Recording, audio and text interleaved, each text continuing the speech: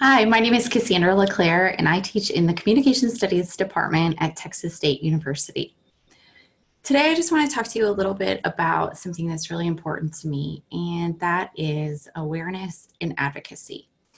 One of the things that I teach about in my classes is about perspective and how we each bring our own perspective to every situation.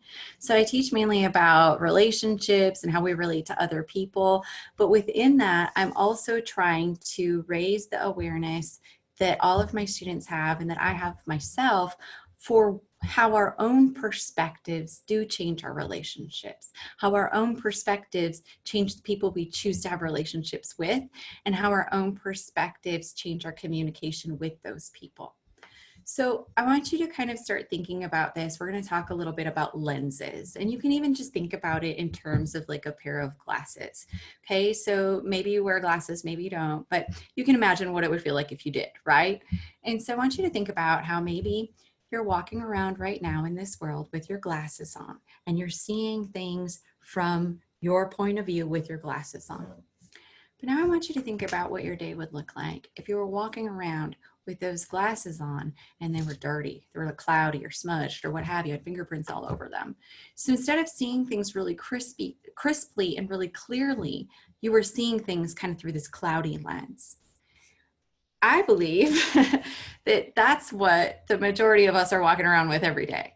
A lot of times we're walking around with these cloudy, dirty lenses that don't actually allow us to see clearly. But the cool part is that we have the ability to take off those glasses and clean up the lenses a little bit. So I want you to start thinking about the ways that you can change and shift your awareness and clean up your glasses a little bit. So a common theme again for my classes is awareness and perspective.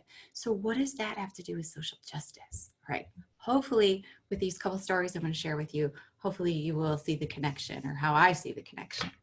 So I'd like to tell you a couple of stories that I share in class in terms of how we see things in awareness. And I like these stories in particular because they involve my children. And I do think it's really important that we involve children in these conversations because I think that it is my job as a parent to help my children have more awareness because then they are also going to go out into the world and see things hopefully from a different viewpoint with more compassion and with more empathy. So both of these examples happened several years ago. The first one happened in 2008 when Obama was running against McCain for the presidency. And I had just moved to Texas and my daughter had just started kindergarten.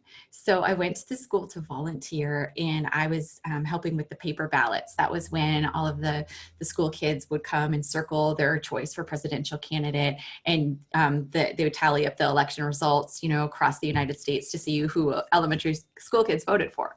So I was there and we had all the pieces of paper and the kids would line up and they would come up to the voting booth and they would circle their candidate. Okay, so the white piece of paper, and we have black and white photos of Obama and McCain, right? So what was interesting to me, first of all, you could tell whose parents talked about politics at home by the things that kids were saying. So that was kind of cute because there's like little elementary school kids, 5, 6, 7, 8, 9, saying things about presidential candidates, which is really interesting. But the thing that was the most interesting was how many kids would circle Obama and then say, I picked him because he's brown like me.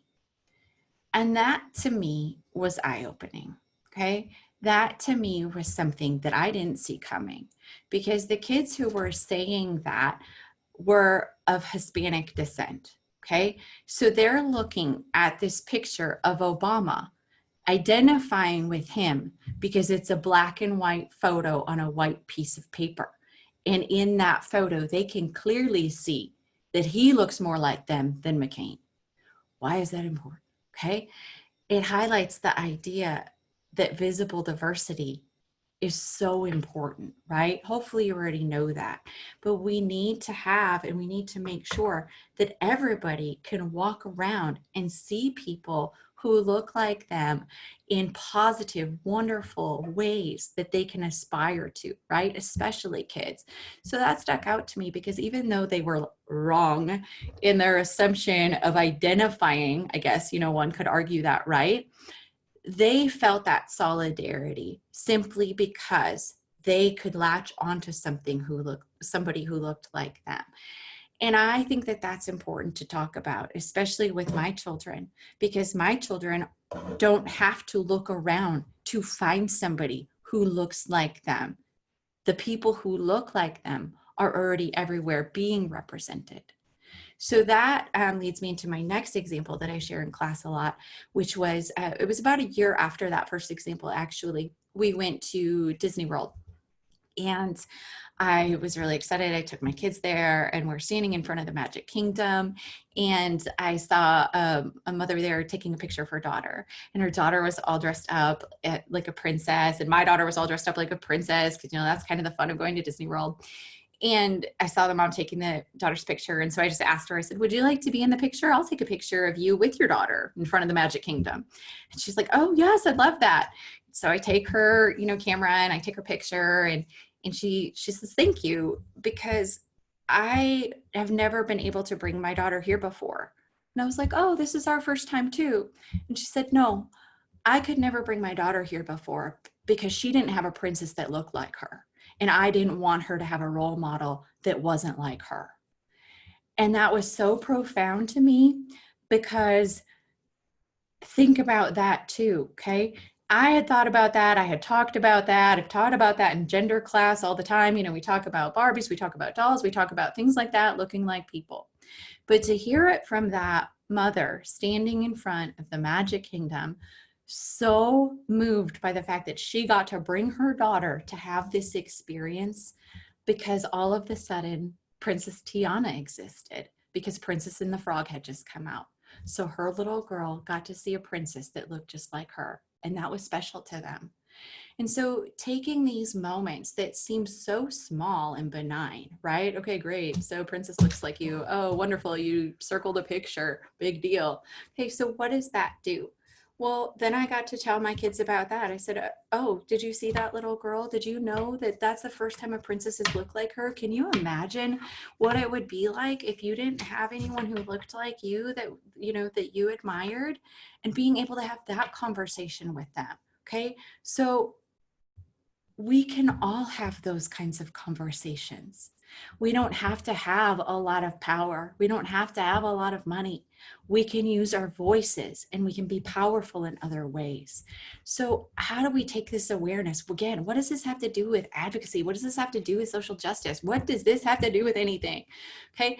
You can take those glasses and you can clean them off a little bit. You can take your new lens and your new perspective, and you can be aware of the fact that not everyone does have the same experience as you. You can be aware of the areas where maybe you are limited in your perspective, okay? Look at the people you even follow on social media, okay? Do they all look like you, or are you opening up and broadening your ideas and your mind to other people and other values and other visions, okay? Start there. And then, you know what you can do after you start there and your awareness is raised a little bit? You can start having more and more conversations. Okay, so again, you don't have to start from this place where you're going to just go forward and you have all the answers, because guess what? I don't have all the answers. I am limited in my perspective and I am limited in my own lived experiences. But my awareness allows me to step back and listen. My awareness allows me to say, hey, you know what? I'm privileged in this spot right here. So I can talk about my privilege to make sure it doesn't hurt other people. And I can stand and I can also listen to people who maybe don't have those same experiences, because it is important to me that I hear what they are saying. And I can step back and I can make sure that I'm giving them space to talk. And I can step back and I can then make sure I am being a better advocate, because I'm actually seeing areas that I can help. And so I really hope that you can take an opportunity in your life to see the small areas where every day you can raise your own awareness and then take that into the next step of advocacy, take that into the next step of action. Pay attention to what your life looks like. Okay, I'm an educator, so I get to do this in the classroom, but that's not enough either. I can also do this with the conversations I have daily, you know, with the people I talk to as I'm going about my life, with my children, those types of things. Advocacy starts with awareness, and we have the chance to become more empathic and more compassionate simply by looking at what we are experiencing and understanding that other people are experiencing things differently. So I hope you'll take a little bit of what I've said and think about how your own perspective is only showing you one piece of this giant puzzle.